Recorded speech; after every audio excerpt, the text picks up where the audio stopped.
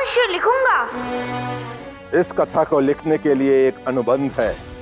एक बार हम लिखना आरंभ करेंगे तो कथा समाप्त करके ही उठेंगे। बोलिए गणेश, स्वीकार है आपको? यज्ञ से कार्य का आरंभ हो चुका है। मन में श्लोक निर्माण प्रारंभ हो चुके हैं। यदि आप नहीं लिखेंगे तो किसी और को लिखना होगा, पर यह कार्य अब नहीं रुकेगा। ये तो बड़ा कठिन कार्य है, विचार करना होगा, ऐसे ही नहीं बोल सकता। एक बालक को इतना बड़ा उत्तरदायित्व दे दिया, वो भी एक ऐसे अनुबंध के साथ। गणेश कैसे करेगा?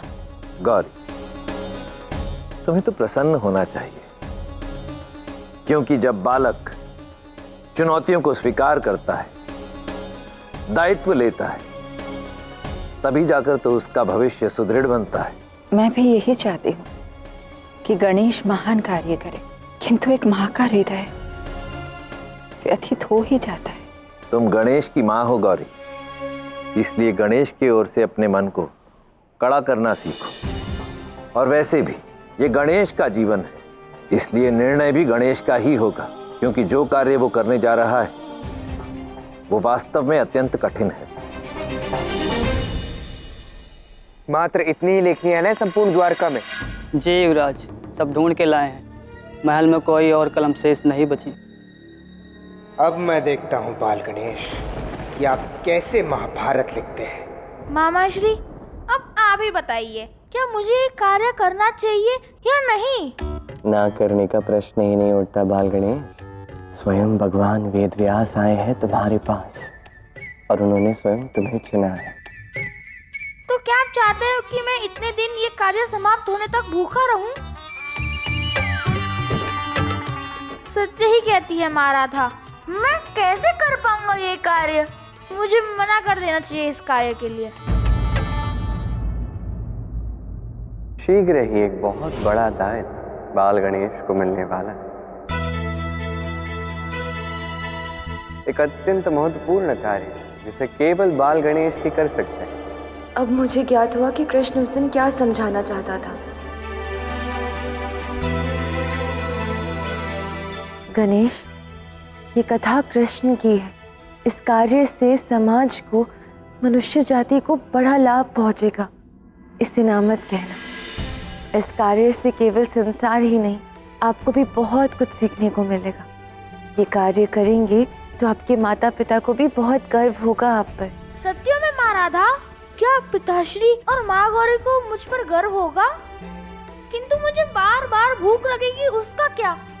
भगवान वेदव्यास जी तो मुझे भोजन भी नहीं करने देंगे। आपको जितनी बार भूख लगेगी ना, आप मुझे याद करके रखना।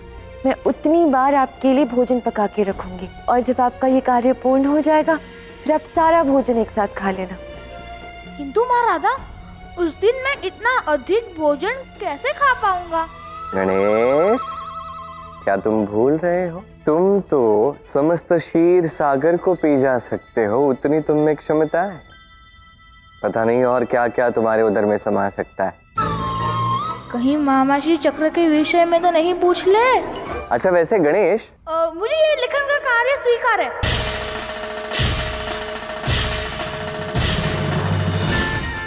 मेरे कहने का अर्थ ये है कि मुझे भी जिज्ञासा है कि मामा श्री कृष्ण की क्या भूमिका रही थी महाभारत में। कहाँ से लिखेंगे बाल गणेश, जब लेखनी ही नहीं होगी? तो ठीक है, चलिए। एक क्षण रुकिए भगवान, मैं गणेश के लिए लेखनी लेकर आती हूँ। लेकिन एक बार लिखना आरंभ हुआ तो किसी को भी गणेश से मिलने का अवसर नहीं दिया जाएगा।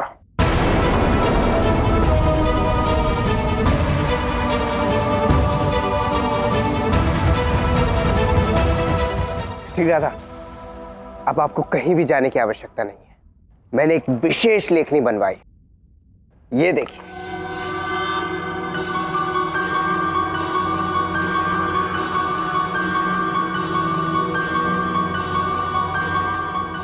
ये तो बहुत सुंदर है, तुमने बनवाए हैं? हाँ, क्योंकि मैं ये समझ चुका हूं कि ये कार्य कितना विशेष परंतु साथ ही साथ मैं ये भी जानता हूँ कि पिताश्री मुझे इसमें सम्मिलित नहीं करेंगे। इसलिए मैं ये चाहता हूँ कि इसे आप ही रख लीजिए। आज तक जो भी हुआ है उसके पश्चात तुम पर विश्वास करना कठिन है, किंतु आज महान संत भगवान वेद व्यास इस प्रकरण में सम्मिलित है। आशा है कि तुम कोई उदंडता नहीं करोगे।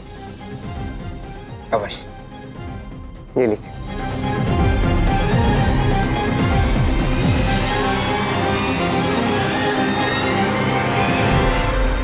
तुम्हें आभास ही नहीं है रहा था कि मैं कौन हूं और कब कहां कौन सी उद्दंडता कर सकता हूं। ये साम तो अत्यधिक उद्दंड है।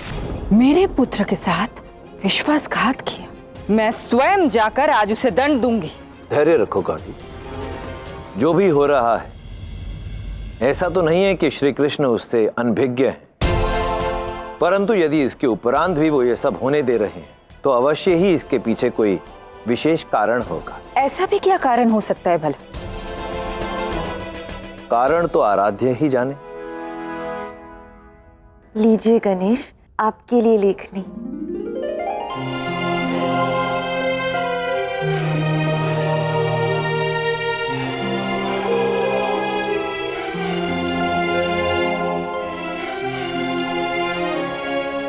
धन्यवाद माँ राधा। अब देखना मैं कितना श्रेष्ठ लिखूंगा। माँ राधा ने स्वयं लेखनी दी है मुझे। अच्छा गणेश, अब शीघ्र अपने कार्य में लग जाइए। मुनि श्रेष्ठ वेदव्यास जी को और अधिक प्रतीक्षा करवाना उचित नहीं है ना? अवश्य, किंतु जाने से पूर्व एक कार्य शेष है। पिता महादेव और माँ गौरी को मेरा नमन। तुम इस कार्य में अवश्य ही सफल होगे पुत्र। मेरी शक्ति तुम्हारे साथ है। और मेरी ममता भी। मामा श्री नमन। मेरा ज्ञान तुम्हारे साथ है भांजे। माँ राधा। और मेरा प्रेम आपके साथ है। पिता का बल, मामा श्री का ज्ञान, माँ गौरी की ममता और माँ राधा का प्रेम, यदि ये मेरे साथ है तो इस कार्य में मैं सफलता अवश्य प्राप्त करके रहूंगा। भगवान वेदव्यास जी, कार्य आरंभ किया जाए।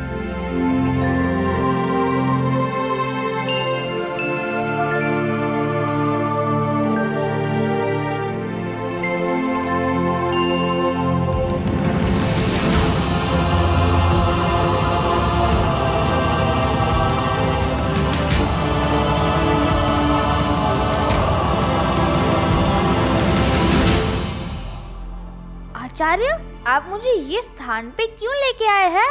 ताकि लेखन में कोई व्यवधान ना हो। आपने जो मुझे आज्ञा दी थी वो मैंने स्वीकार कर ली है।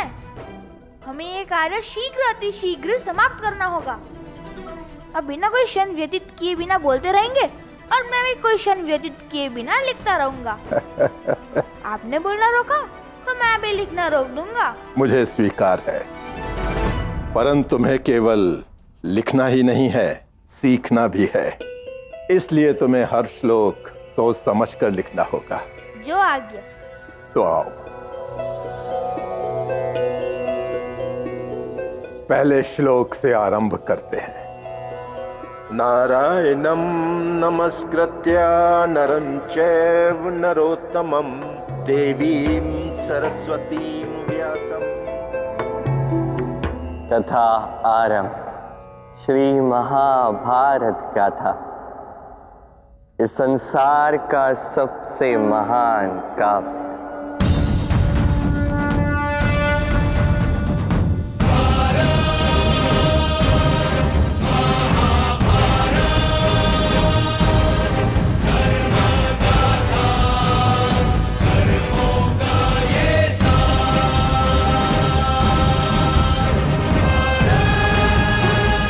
अंधे तो तुम हो, अंधे का पुत्र अंधा।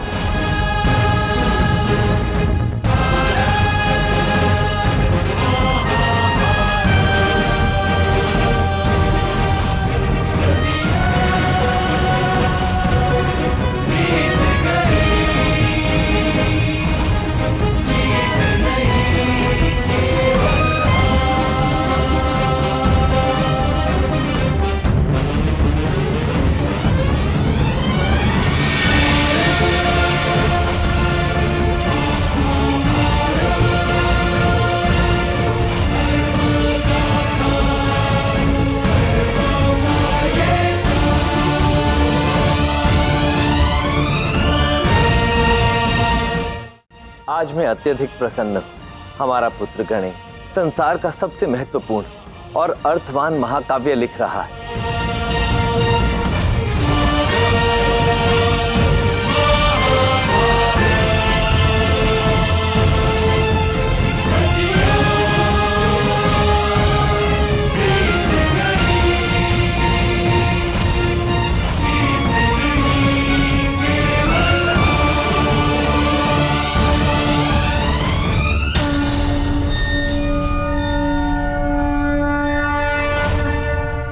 आरंभ होता है गीता का ज्ञान जो स्वयं वासुदेव श्री कृष्ण ने अर्जुन को दिया।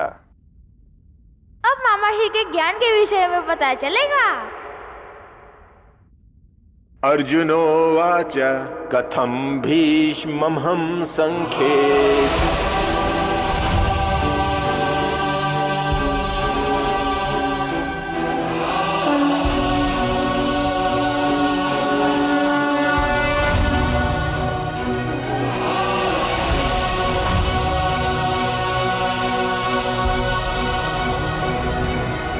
क्या मेरा पुत्र ये कार्य पूर्ण कर पाएगा? माताओं की यही समस्या होती है, व्यर्थ की चिंता करती है। गौरी, मत भूलो कि गणेश के साथ स्वयं उसके मामा श्री कृष्ण उपस्थित हैं, और ये वही श्री कृष्ण हैं जिन्होंने स्वयं गांडीवधारी अर्जुन को महाभारत जितवा दी। तो सोचो, वो हमारे गणेश से क्या करवा सकते हैं। अब कैसे समझाऊं आपको आराध्य? विजय के लिए कोई ना कोई त्याग अवश्य करना पड़ता है। इस बार जो करेगा गणेश करेगा, कृष्ण नहीं। क्या कह रहे हो कृष्ण? क्या कोई विघ्न आने वाला है? जो लेखनी मैंने राधा को दी थी वो बस कुछ ही क्षणों में टूट जाएगी। तब फिर ना गणेश जी लिख पाएंगे और ना ही वेद व्यास जी की कथा पूर्ण हो पाएगी।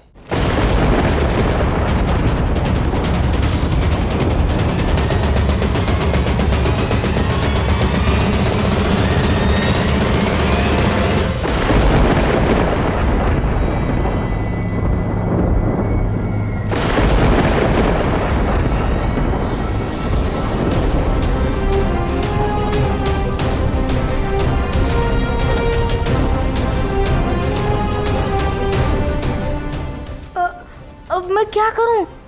गुरुजी श्लोक बोलते जा रहे हैं। यदि मैंने लिखना रोक दिया तो महाकार्य अधूरा रह जाएगा।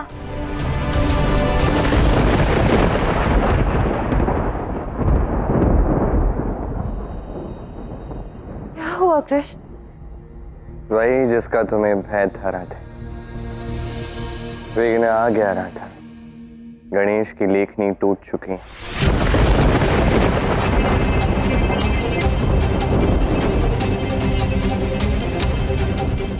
क्या? अब क्या होगा? कैसे पूर्ण होगा ये महाकाव्य?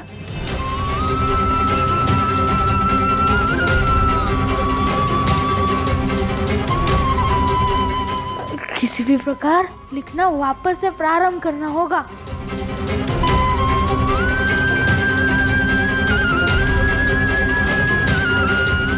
रुक क्यों गए बाल गणेश? वो आचार्य, ये मेरी लेखनी टूट गई है। मेरा अनुबंध स्मरण है ना? रुकना नहीं है।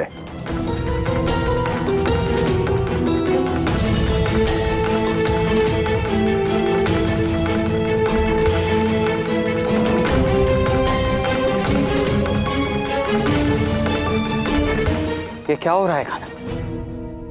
क्या नियति नहीं चाहती कि बाल गणेश ये कथा लिखे?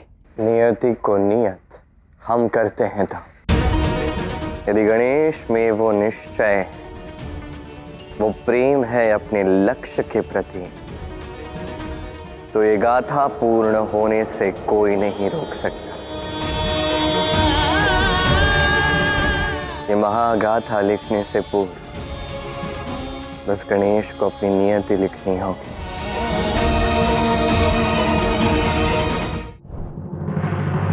तुम इस कार्य में अवश्य ही सफल होगे पुत्र। मेरी शक्ति तुम्हारे साथ है। और मेरी ममता भी। मेरा ज्ञान तुम्हारे साथ है भांजे। और मेरा प्रेम आपके साथ है।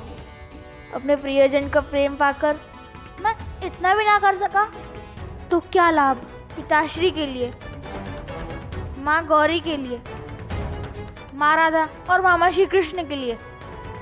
मुझे ये अवश्य ही करना होगा। महादेव, आपने तो कहा था कि श्री कृष्ण साथ है, किंतु उन्होंने तो सब कुछ नन्हे गणेश पर छोड़ दिया। कदाचित यही अवसर है बाल गणेश के लिए स्वयं अपनी नियति लिखने का।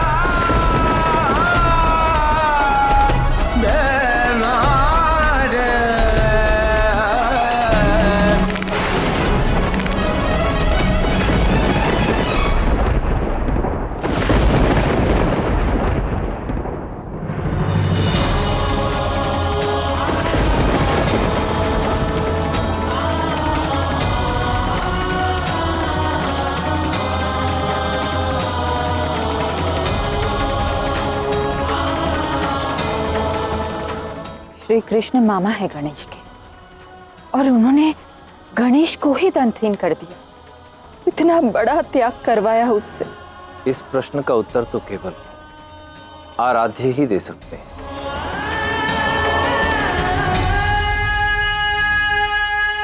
क्या हुआ कृष्ण, तुम मुस्कुरा क्यों रहे हो? अपने भांजे का साहस देख लेखनी टूट गई, परंतु साहस और निश्चय नहीं टूटा।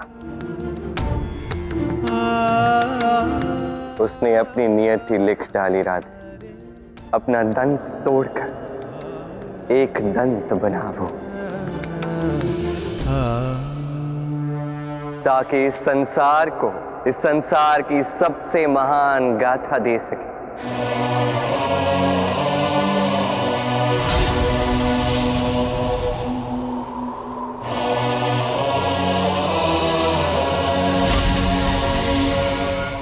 मुझे गर्व है बाल गणेश, मेरा चयन सिद्ध हुआ। तुम्हारे अतिरिक्त ये कार्य और कोई नहीं कर पाता।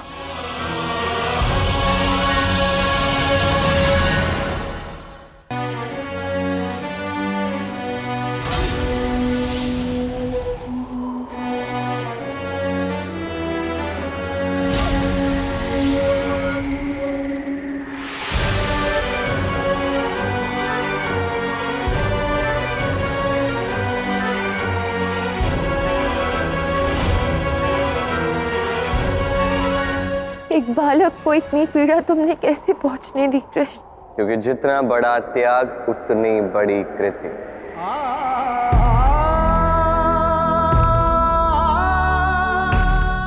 जितनी असहनीय पीड़ा उतना ही आनंददायक फल।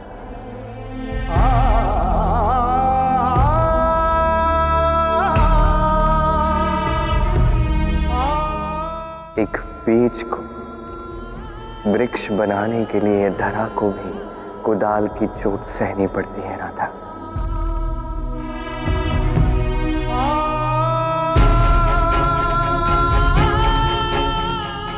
आज के पश्चात जब भी इस संसार में महाभारत स्मरण की जाएगी, उससे पूर्व गणेश का ये बलिदान स्मरण किया जाएगा।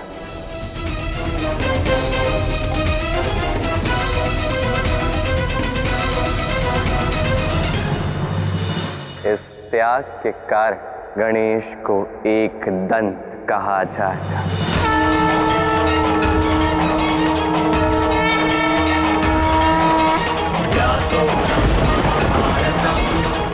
एक दंत इनाम अनंत काल तक पूजा जाएगा। एक दंत की ये गाथा समस्त संसार में विख्यात होगी।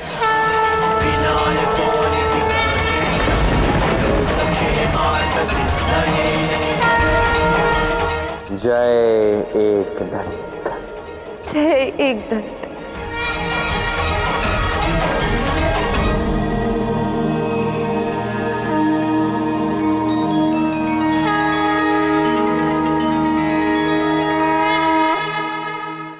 इस त्याग के कारण गणेश को एक दंत कहा जाता।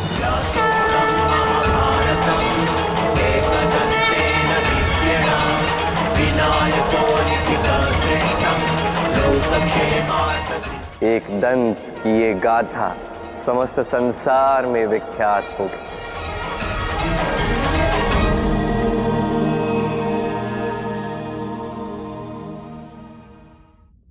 मेरे पुत्र को जो सम्मान मिला है वो महान है। एक दंत, कितना अद्भुत नाम है ना। जो भी एक दंत का नाम लेगा उसका प्रत्येक विघ्न दूर होगा। गौरी, तुमने सर्वथा उचित कहा। मेरे आराध्य ने ही मुझे नाम दिया था नीलकंठ, और आज हमारे पुत्र को एक दंत का नाम दिया। नीलकंठ का पुत्र एक दंत श्री गणेश।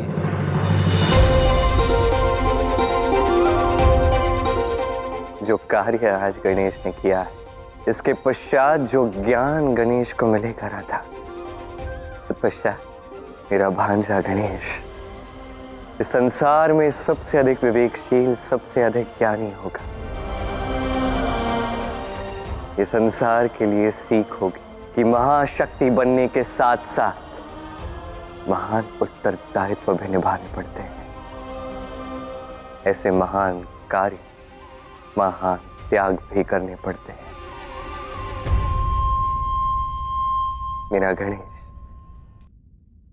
ज्ञान का देवता होगा राधा।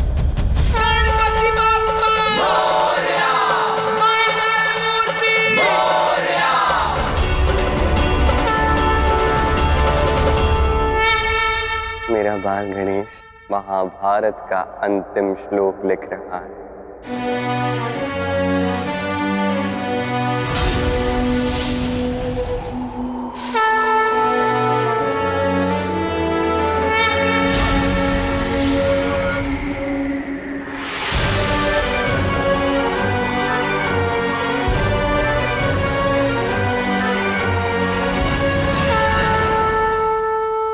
बाल गणेश, महाभारत पूर्ण हुआ।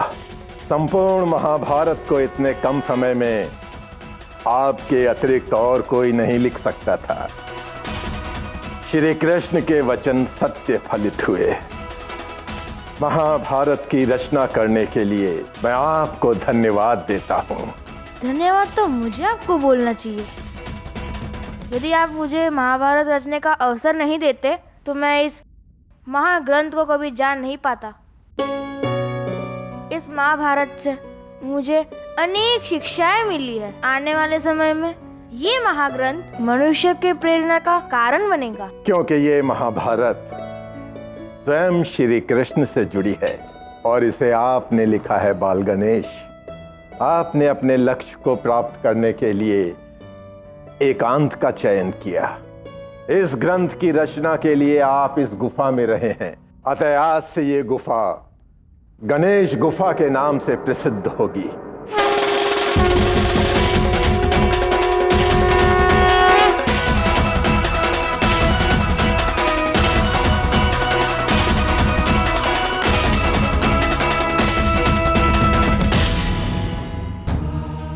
इस गुफा में बैठकर गणेश ने इस महान महाभारत का लिखाण किया। उस गुफा को महामुनि वेदव्यास ने गणेश गुफा का नाम दिया। वहां पर तो मैं भी जाना चाहती हूँ कृष्ण। क्यों नहीं राधा? यदि समय हमें वहां ले गया तो अवश्य ही जाएंगे।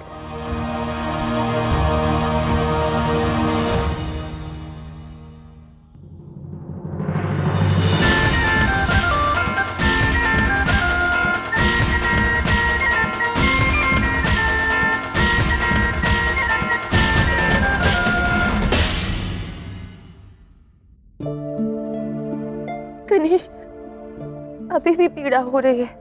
राधे, बाल गणेश ने महानतम महाभारत का ग्रंथ लिख दिया और तुम्हें यहाँ उसके टूटे हुए दंत की पड़ी है। हाँ माता, एक पुत्र का दर्द माता से अच्छा कौन जान सकता है। मुझे अत्यंत पीड़ा हो रही है। बताओ कहाँ पीड़ा हो रही है, मैं अभी कोई औषधि लगा देती हूँ। औषधि से कुछ भी नहीं होगा, भोजन से होगा। मेरे उदर में पीड़ा हो रही है। माँ राधा, मुझे भूख लगी है। महाभारत लिखने का सबसे सुंदर अनुभव रहा है मेरा जीवन का। मामा श्री का गीता का ज्ञान मेरे लिए निश्चित रूप से उपयोगी होने वाला है। किंतु माता, अब मुझे भूख लगी है। शीघ्रता से मुझे स्वादिष्ट भोजन खिलाइए। हाँ गणेश, आपके लिए मैंने आपके प्रिय पकवान बनाए। चलिए अभी आपको भोजन कराती हूँ। मोदक और खीर है? हाँ तो चलिए शीघ्रता से।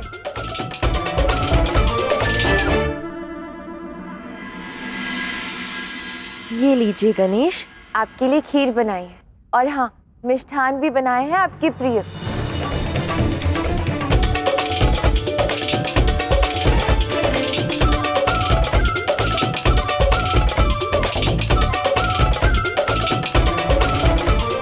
बाल गणेश, एक बात बताइए, आपको इतनी कठिन परिस्थिति में भी स्वयं का दांत तोड़ने का कैसे सोचा? बताइए हम सबको।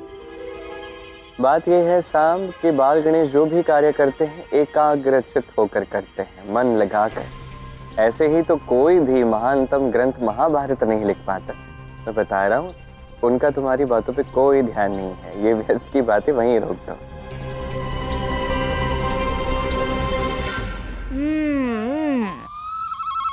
माँ राधा, बड़ा आनंद आया। मैंने महाभारत लिखते समय जितना भी परिश्रम किया था वो सब अब सफल हो गया। इतना स्वादिष्ट भोजन खाने का अवसर जो मिला मुझे। इतना कठिन कार्य करके आए हैं, फिर भी तनिक भी अहंकार नहीं है। केवल भोजन करके ही प्रसन्न हो जाते हैं हमारे गणेश। यही तो महानता है हमारे बाल गणेश के। हाँ बड़े से बड़े कार्य करते हैं, छोटे से छोटे आनंद में संतुष्ट हो जाते हैं। हाँ, बाल गणेश ने आज हमें प्रसन्नता का मूल मंत्र समझाया है। बाल गणेश, बुरा मत मानिए, किंतु मेरे विचार से आपने अपना दांत तोड़कर उचित नहीं किया। एक तो वैसे ही गज का मुख, ऊपर से दांत भी टूटा हुआ, तो वो कैसे उचित लगेगा बाल गणेश? इसलिए मैं आपसे पुनः प्रश्न कर रहा हूं कि आपने अपना दांत तोड़ा ही क्यों, और वो भी किस कारण से?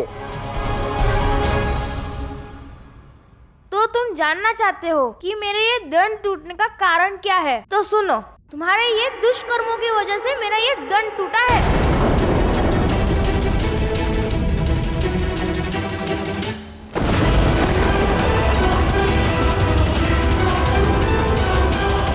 हाँ साम, पहले मेरे महल से आने से पूर्व तुमने मोदक छिपा दिए, वो भी मेरे मुश्कों ने ढूंढे।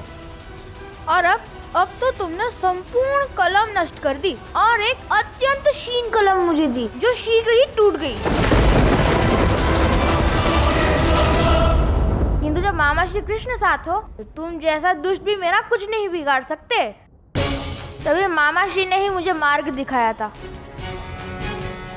और तब मैंने अपने दंत का त्याग किया।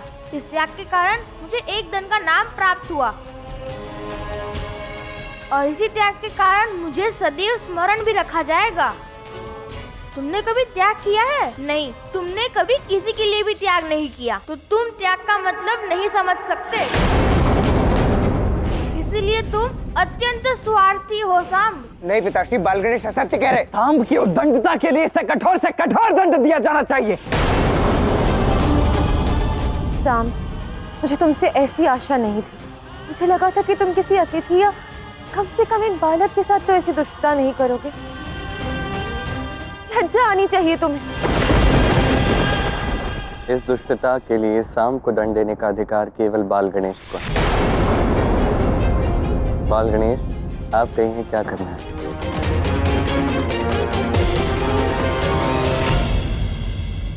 मामा श्री, स्मरण है आपने गीता में कहा था कि क्षमा से बड़ा कुछ भी नहीं होता। क्षमा से जीवन में शांति आती है। इसीलिए सांब, मैं तुम्हें क्षमा करता हूँ।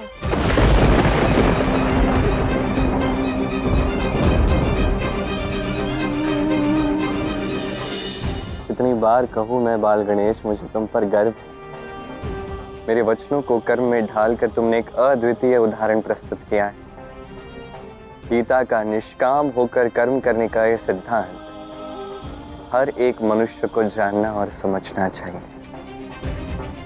तेजः क्षमा धृतिः शौचमद्रोहो नातिमानिता भवन्ति संपदं दैवीम् अभिजातस्य भारत।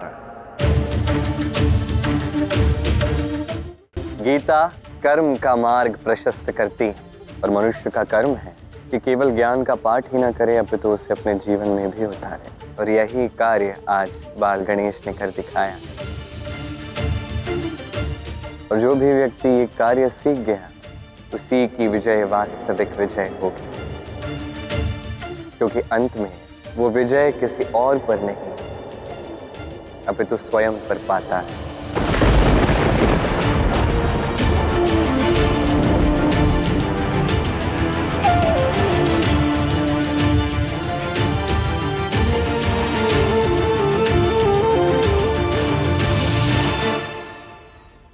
कितनी सारपूर्ण बात कही है मेरे पुत्र ने कि क्षमा से बड़ा कुछ भी नहीं है।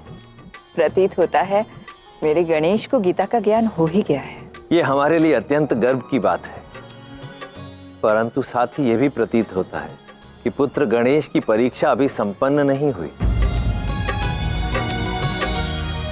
महादेव, आपको मेरे पुत्र के ज्ञान पर अभी भी शंका है? मुझे कोई शंका नहीं है, परंतु आराध्य को देखकर ऐसा आभास हो रहा है कि उनके मन में कोई योजना अवश्य चल रही है। अब देखना यह है कि क्या गणेश आराध्य की इस परीक्षा में सफल हो पाएगा। बाल गणेश, यहाँ पे तो सबसे अधिक ज्ञानी आप हो गए हैं। ये तो अत्यंत हर्ष की बात है। हाँ, अब प्रसन्नता का एक और विषय, मैंने माँ राधा के हाथ का बनाया स्वादिष्ट भोजन जो ग्रहण किया। ये तो है ही बाल गणेश, किंतु साथ ही में ऐसी कोई विशेष बात है मन में जो आप कहना चाहते हैं, जो अपने मन में आपने रखी है, जिसे आप सबके समक्ष कहना चाहते हैं, व्यक्त करना चाहते हैं? क्या ऐसा कुछ है?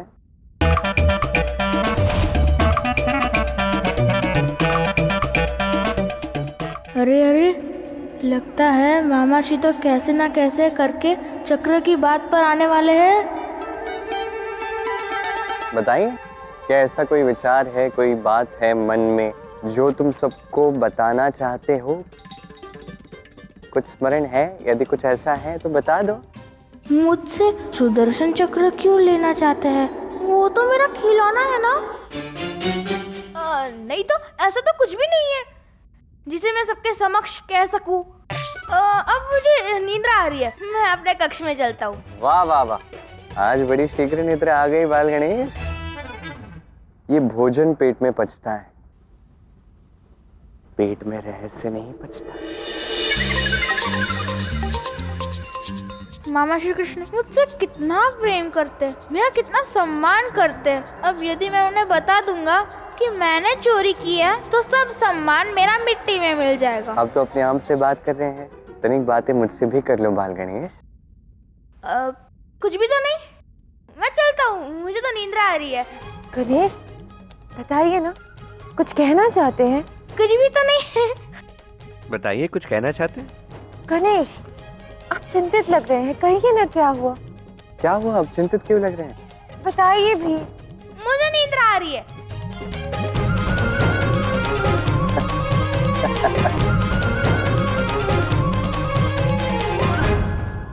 अच्छा, आपको निद्रा आ रही है, मैं समझ रहा हूँ। अपने कक्ष में जाकर तो सो जाओ, यहाँ कौन सोता है? माँ राधा लोरी सुनाएंगी ना? नहीं नहीं, इस बार राधा माँ नहीं, स्वयं मैं तुम्हें लोरी सुनाऊंगा मेरे भांजे। नहीं नहीं मामा श्री, आप क्यों कष्ट उठा रहे हैं? माँ राधा है ना, वो मुझे लोरी सुना देगी। आप निद्रा कीजिए ना, आप थक गए होंगे। ये कैसी बात कर रहे हो बाल गणेश? तुमने मुझे गर्वित किया है, मैं ही तुम्हें लोरी सुनाऊंगा, और ऐसी लोरी सुनाऊंगा कि बहुत अच्छी निद्रा आएगी। माँ राधा मुझे लोरी गाकर सुना देगी। कोई कथा भी सुना देता है। चलिए महाराजा, अब मुझे लोरी सुनाइए।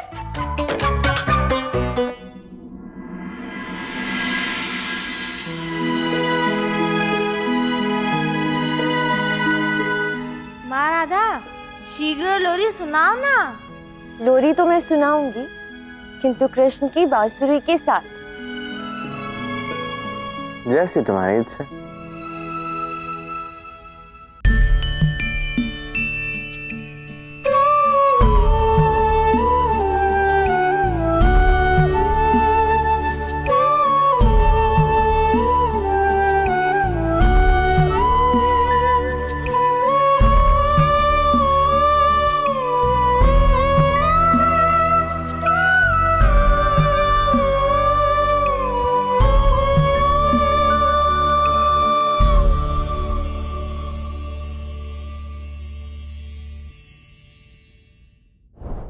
महाराजा मामा श्री गए? हाँ हाँ, वो तो चले गए।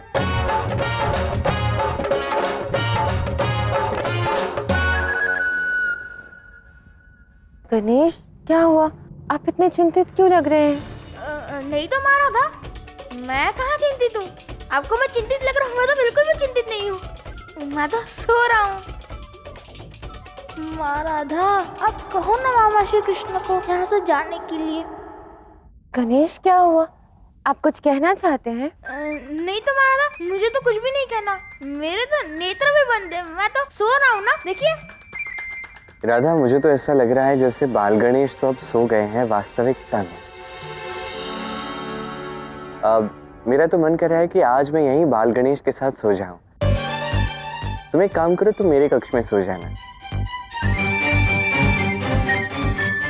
मामा श्री, ये आपने मुझे किस दुविधा में डाल दिया? मुझे महाराजा से बात करनी है और आप हो कि महाराजा को बाहर भेज रहे हो। मामा श्री को शीघ्र जाने के लिए कहिए ना महाराजा। कृष्ण, मैं यहीं रहूंगी। गणेश चाहते हैं कि मैं यहीं पर रहूं, तुम जाओ।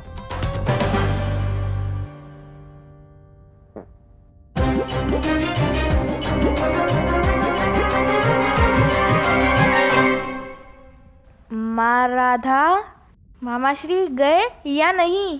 गए।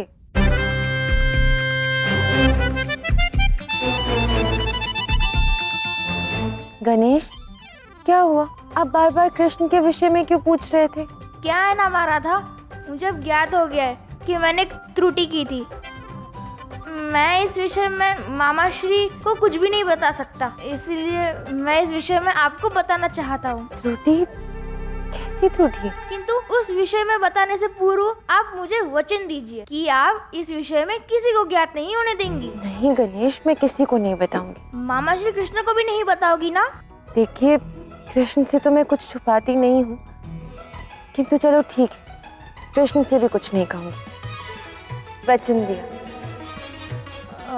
वो महाराजा, मैंने मामा श्री कृष्ण का सुदर्शन चक्र अपने उदर में छिपा लिया है।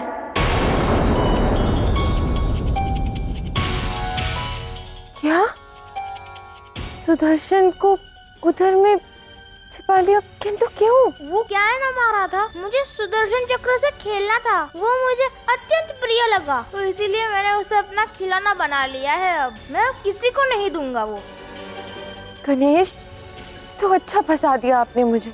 कृष्ण को ये जानना अत्यधिक आवश्यक है, और मैं तो वचनबद्ध हूँ, मैं किसी से कुछ नहीं कहूंगी। किंतु मैं आपसे आशा करती हूँ कि आप स्वयं ही किसी न किसी दिन सत्य बता देंगे कृष्ण को। नहीं नहीं, मैं मामा श्री कृष्ण को इस विषय में नहीं ज्ञात होने दे सकता। वो मुझसे अत्यंत प्रेम करते हैं, यदि उन्हें ज्ञात हुआ तो वो मुझे झूठा और अज्ञानी समझेंगे, इसलिए मैं उन्हें इस विषय में कभी नहीं बताऊंगा।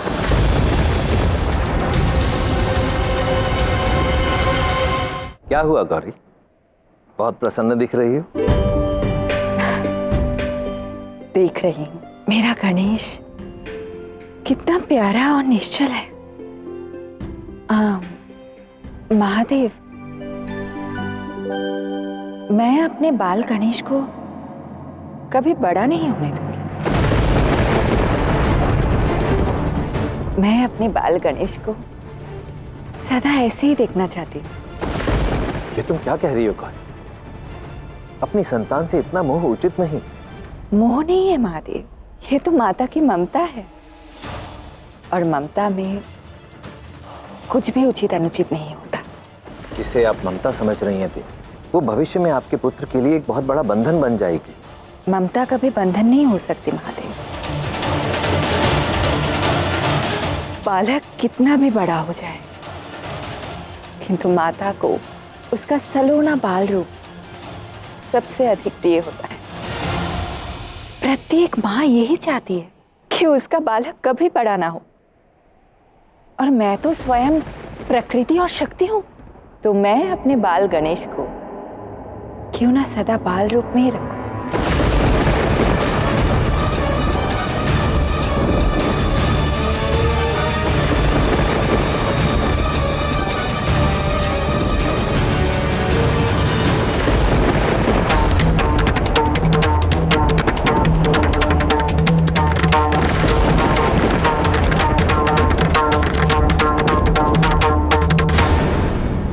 प्रेम और मोह में अंतर करना अत्यावश्यक है, विशेषकर तब जब वो मोह स्वयं की संतान के ही प्रति हो। ऐसा प्रेम ममता का चोला पहन कर आता है और संतान के जीवन में बाधा उत्पन्न करता है, उसके विकास में, उसकी उन्नति में अवरोध उत्पन्न करता है। ऐसे मोह का अंत होना अत्यावश्यक है। मुझे इस विषय में आराध्य से वार्ता करनी होगी।